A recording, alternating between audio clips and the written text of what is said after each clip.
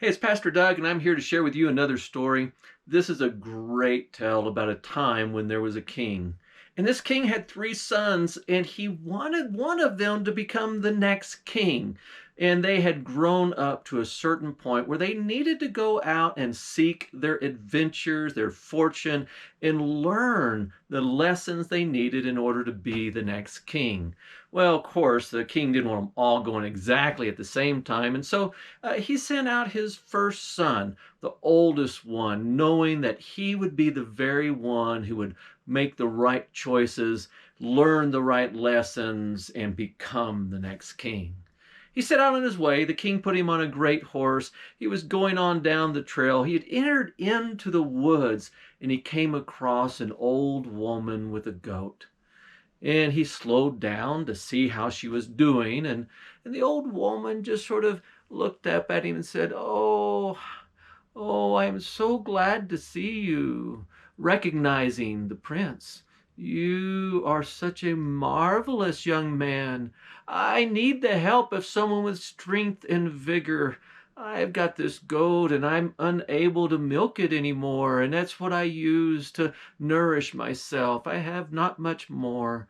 Could you please just come and help me by milking my goat?" And the princess just looked at her and said, "Oh, me milk your goat? Why, I'm the king's son. I'm going to be the next king. Why would I possibly do something like that? Oh, no, no, no, no, no. I am sure someone will be along to help you, but it will not be me. Besides, I grew up in the castle and I don't know how to milk a goat. We have servants for that. Surely someone will be on. Just keep on this path. You'll get to the king's place and someone there will help you." And he went on his way. Why, he'd gotten over the next day and into the next mountains. And as he was going through, he came across a young woman. And the young woman had a small child. And when the prince approached, she said, "Oh, I am so glad to see someone of your stature. Oh, my poor baby is starving. Can you help me feed it?" And the prince said, "Well, I don't know anything about babies. How could I help feed it? You're the mom. Don't you know how to feed it? I don't have anything to help you with. And besides, I grew up in the castle and I don't know how to do anything with babies. We had babies around, sure, but someone else took care of that kind of thing. I'm learning to be the next king, and taking care of babies is not how you learn about being the next king. But I'm sure that someone will help you. Just keep walking from the way that I came. It'll take a day, but your baby will get there and someone will help you." And so he went on his way. Why, he'd gone into the deepest, darkest part of the woods, and he came to a house, and in that house there would stay for the night, and he was greeted by an older man. He said, "Oh, I am so glad to see a young man. I've been praying for a young man to come. I'm a woodcutter for the king, and I've just gotten old. I have good tools and I have great knowledge, but I just don't know have the strength anymore. And I could take a young man like you and teach him to be a great woodcutter for the king." And he said, "Oh, I appreciate your opportunity to give me a place to stay overnight, but a woodcutter for the king? I'm the prince. Do you not recognize me? I am born for great things in my kingdom, and I am going to learn to be the next king. And why, we have woodcutters of our own. I don't need to do that, although having the axe is kind of nice." Well, the old man took him up over the night and fed him and sent him out on his way. And as he went through there, he went to the deepest, darkest parts of the woods, and he came to another house where he needed to stay. And he met an old woman who had a young daughter. And she said, "Oh, Prince, it is so good to see you. Myself and my young daughter here often need protection. Could you not be the one to help us?" And he looked around and said, "Oh, my dad said that one of the greatest things I could ever do is help a young maiden in trouble. And surely I would be glad to help you. But you don't seem like you're in trouble. There are no dragons. You're here. You've got food. You have a great forest in here. You don't need to be saved. So I shall find some other great adventure to learn to be the next king."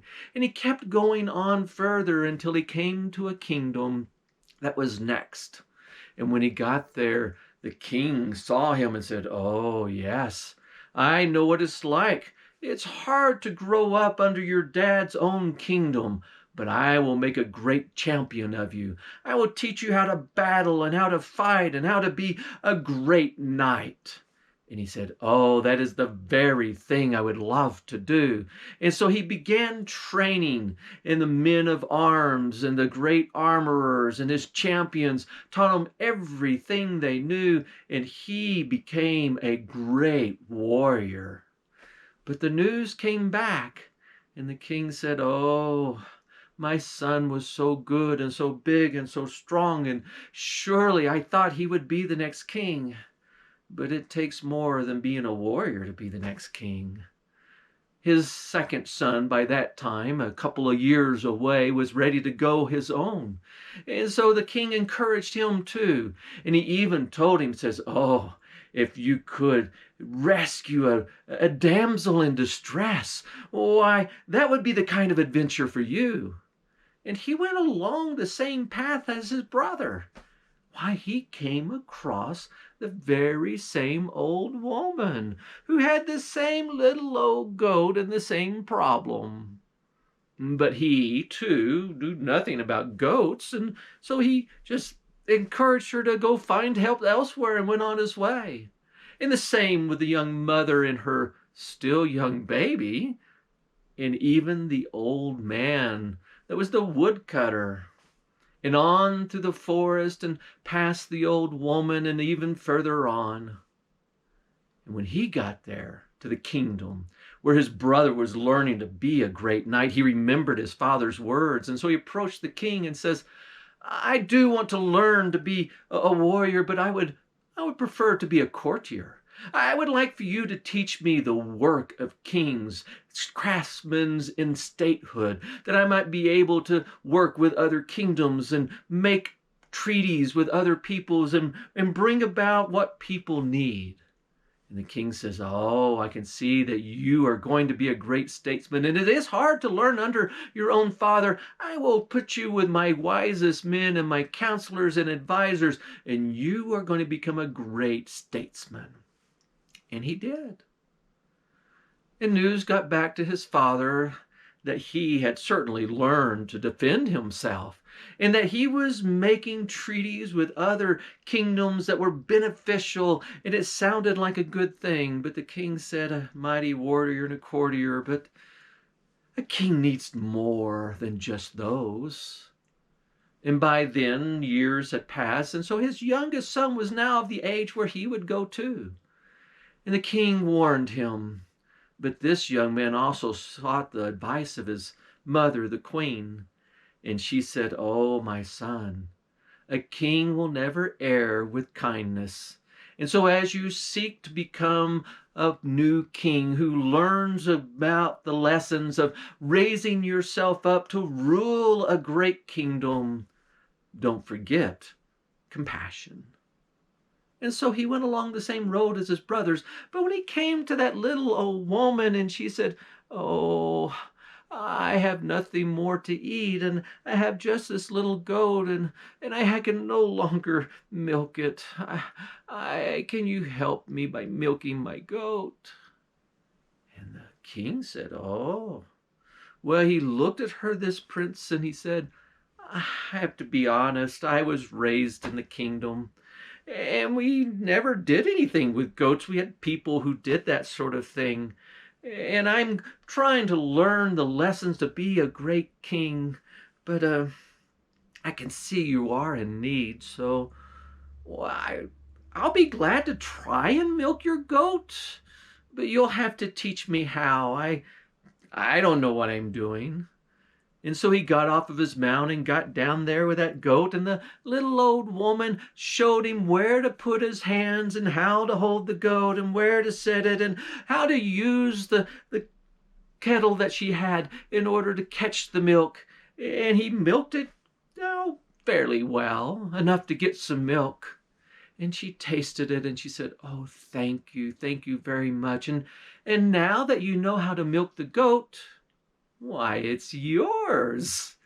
And before he could argue about having received the goat, she was gone. He said, "Now what am I going to do? I've got a goat." And so he got off his horse and led it. As he led along the goat, he was afraid to turn it loose in the woods. Who knows what might have happened to it? That wouldn't have been a good thing to do. And so he just led it on his way. And just as his brothers had done, he ran into that poor mother with her little child. And she said, "Oh, my baby is hungry. Is there any way you can help feed my baby? I just don't know what to do with it." And he said, "Ma'am, I don't know how to feed a baby. I mean, you're a mother. You should feed the baby. What? I don't even know what babies eat. I grew up as a prince. I don't know how to do baby things." And she said, "Oh, but you have a goat. My baby would drink goat's milk." He said, "Well, I can milk the goat." And so he got himself a pail and he milked the goat, and the baby just sapped up that goat's milk and enjoyed it. And then the woman said, "Oh, now that you've learned to feed the baby, why, it's yours." And he said, What do you mean? You mean it's mine? It's a baby. I don't know what to do with a baby." And before he could really protest, she was gone. And so here he was with a baby and a goat and his mount, and he was supposed to be learning the lessons to be a great king, perhaps even saving a damsel in distress.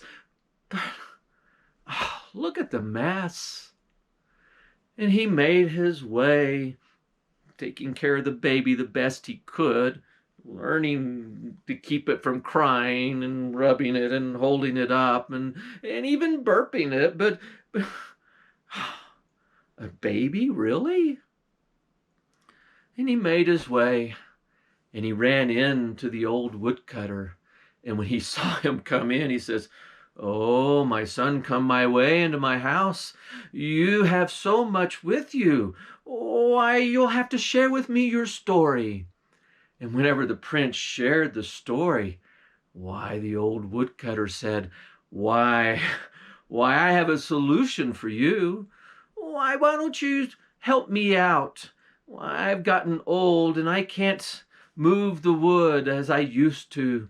I can't chop the trees and bring it into the kind of wood shape it needs to be sold. I just can't do that work anymore. But I know how. If you could help me by being a woodcutter, why, I would teach you." And the woodcutter, the old princess, said, "Well, he knew what was coming, but he couldn't help himself.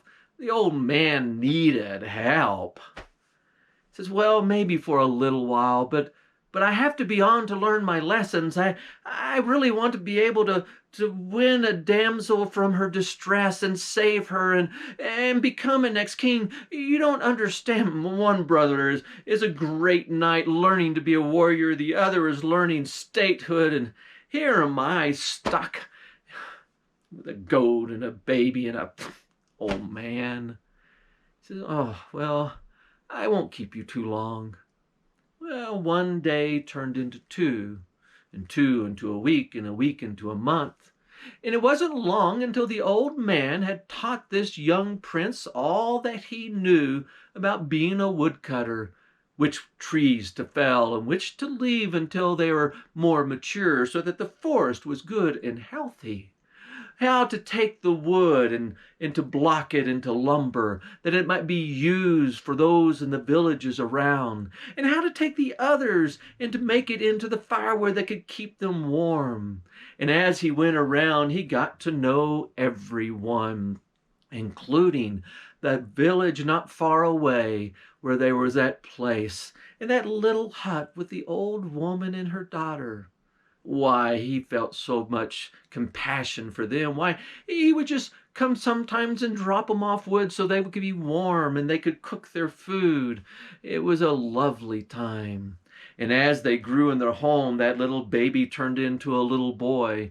And that little boy adored this young prince and just adored the woodcutter. And the old woodcutter would play with the young boy. And why, everyone got to know the prince not as a prince, but as the new woodcutter.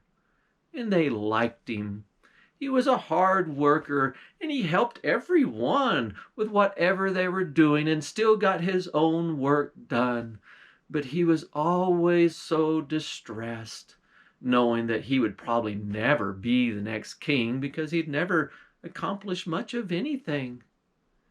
And then one day, after he had been working hard, felling trees and near exhaustion, why, the little boy came in and said, "Oh, you're not going to believe it, who I saw in the woods. Why, you know the little girl that lives down there? Why, her grandmother made her a beautiful red hood. Why, it covers her hair and it drapes around her, and everyone is calling her Little Red Riding Hood as she goes to her grandmother's house. But I was there just recently and she didn't answer her door. I think something's not right. You ought to go check on her." And so the young man said, "Sure." And he picked up his axe and he made his way into another story that I think you've probably heard before. And that young prince learned the lessons of how people live their lives and the hard work that they put into it and the dangers they face.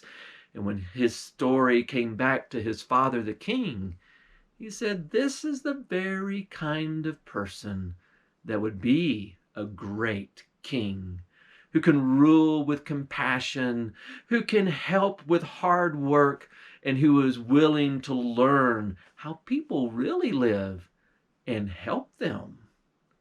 And that's the end of that.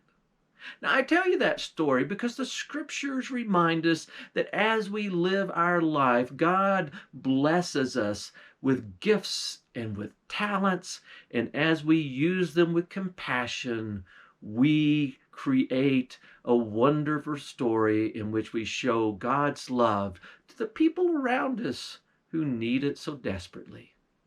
That's the end of that. Hope you have a good week, and I'll see you next week with another wonderful story.